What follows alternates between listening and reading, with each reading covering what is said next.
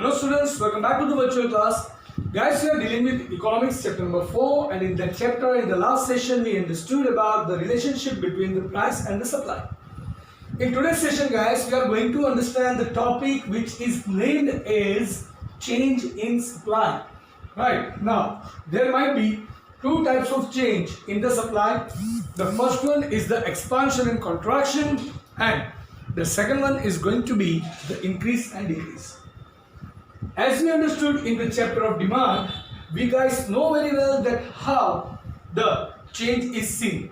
If the price is stable, right, and then due to the other factors, what does the change brings, right? And when the price is not stable, when there is a change in price, then what kind of change occurred, right? On the basis of that, we understand the change of the supply or demand.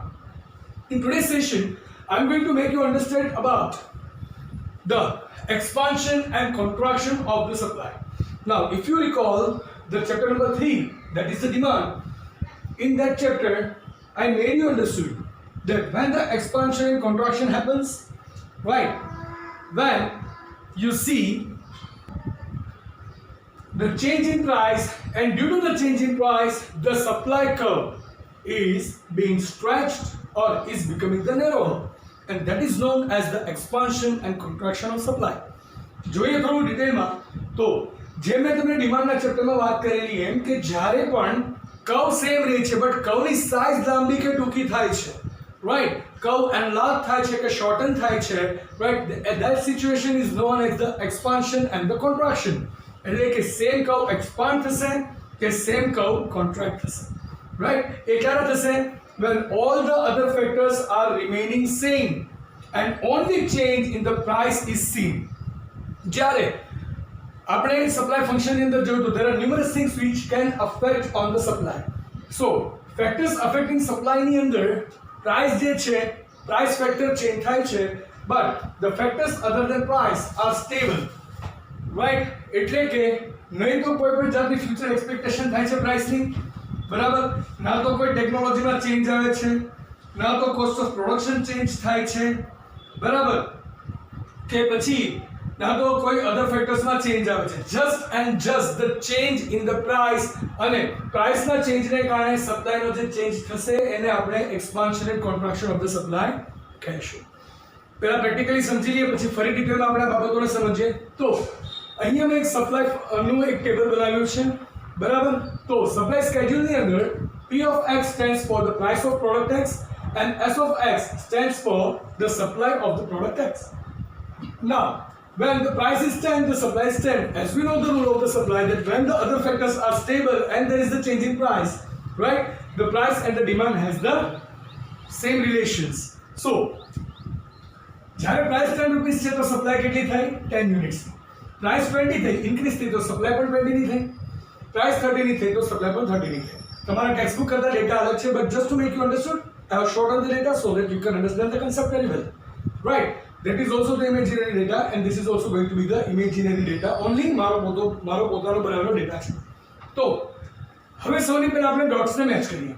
તો when the price is 10, the supply is 10. So point A comes over here. Okay. Now the price is being increased and that comes to 20, and the supply is also coming to 20. So that forms the point number B over here, right? And now the price is extending to 30 and the supply is also extending to 30. So over here it brings the point number C. Now if we connect the dot, we can get the supply curve. So આ લાઈનમાં dot to dot હું connect કરીશ and that will make my supply curve as 2S, right? So સૌની પહેલા આપણે diagram સમજી લઈએ. તો આપણે જે સ્કેડ્યુલ જોયું એ સ્કેડ્યુલમાં પ્રાઇસ છે અને સપ્લાય છે. જ્યારે પ્રાઇસ 10 રૂપીસ છે, બરાબર, તો સપ્લાય પણ 10 યુનિટ્સની થાય છે. પ્રાઇસ ઇન્ક્રીઝ થઈને 20 ની છે તો સપ્લાય પણ 20 ની છે, અને પ્રાઇસ ઇન્ક્રીઝ થઈને 30 ની છે તો સપ્લાય પણ 30 ની થશે. In this diagram I have put the supply, that is the independent variable, on the OX, and the price, that is the dependent variable, and that is on OY, right? Size પણ મૂકી શકું છું કે 1 cm is equal to 10 rupees and 1 cm is equal to 10 units. Okay, ના હવે આપણે આ જે 20 છે ને એ 20 ને આપણે મિડલ પોઈન્ટ ગણી લઈએ, રાઈટ? જેમ આપણે એક્સપાન્શન કોન્ટ્રાક્શન ઓફ ડિમાન્ડ સમજ્યા હતા એમ. તો જ્યારે પણ માની લો કે પહેલા 20 જે છે that was the main point.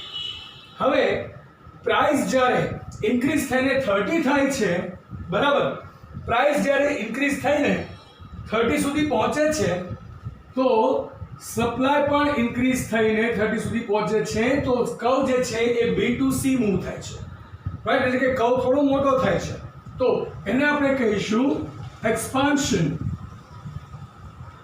અને જ્યારે પ્રાઇસ ડિક્રીઝ થાય છે, માનો કે 20 to 10 ની પ્રાઇસ આવે છે તો સપ્લાય પણ 20 થી મૂવ થઈને 10 પર આવે છે, તો કર્વ નેરો થશે, શોર્ટન થશે, તો એને આપણે કહીશું કોન્ટ્રાક્શન,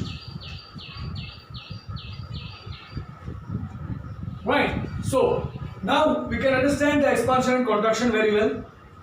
તો ફરીથી આપણે આખો ટોપિક સમજીએ કે જ્યારે પણ પ્રાઇસમાં ચેન્જ આવે છે અને ફેક્ટર્સ અધર ધેન પ્રાઇસ જે છે એ સ્ટેબલ છે, અધર ફેક્ટર્સમાં કોઈ ચેન્જ નથી, the change is seen only in the price.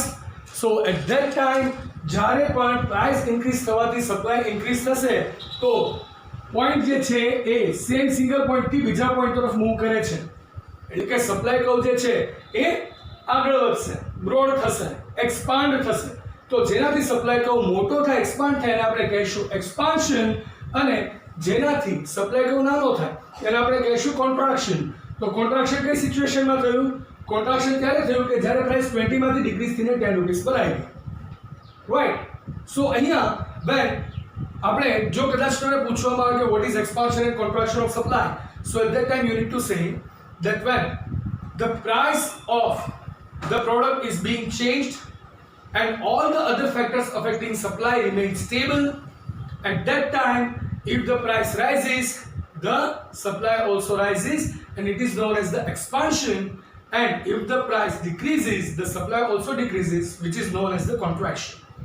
The expansion and contraction of the supply makes the change in the single supply curve, right? So guys, that was the expansion and contraction of supply.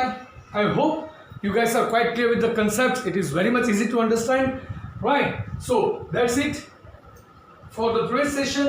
Now I'm going to meet you in tomorrow's session with the new topic, and that is known as the increase and decrease in supply, right? You guys also know how will that work because you have understood the same topic in the increase and decrease of the demand too, right? But over there the price and the demand have the opposite relations. Over here the price and the supply has the exact and equal relations. Okay, so guys, that was it for today's session. I'll see you in the next session with the new topic. Till then, it's time to ask for your leave. So goodbye, take care, have a nice time, stay home, stay safe, keep making notes. Thank you.